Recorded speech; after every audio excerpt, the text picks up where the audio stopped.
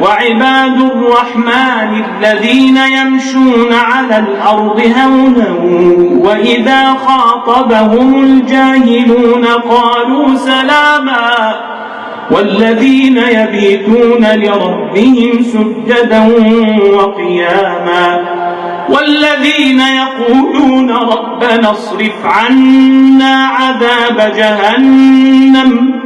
إن عذابها كان غراما إنها ساءت مستقرا ومقاما والذين إذا أنفقوا لم يسرفوا ولم يقتروا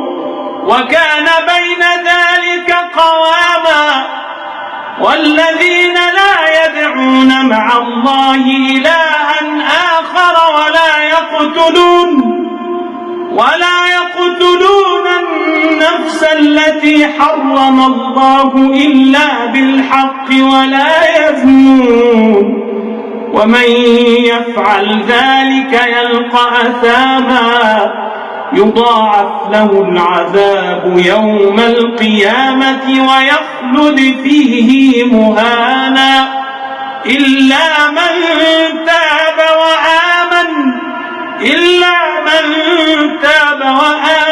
وعمل عملا صالحا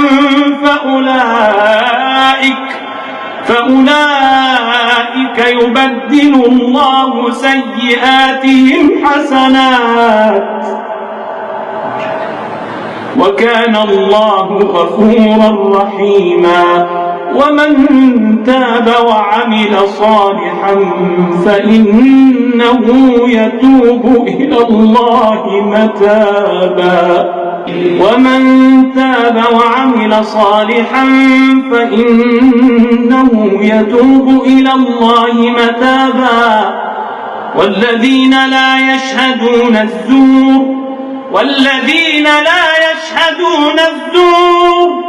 والذين لا يشهدون الزور وإذا مروا باللغو مروا كراما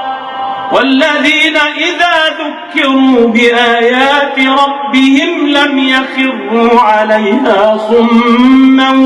وعميانا والذين يقولون ربنا هب لنا من أزواجنا وذرياتنا قرة أعين واجعلنا للمتقين إماما أولئك يجزون الغرفة بما صبروا ويلقون فيها تحية وسلاما خالدين فيها حسنت مستقرا ومقاما قل ما يعبأ بكم ربي لولا دعاؤكم فقد كذبتم فسوف يكون لزاما.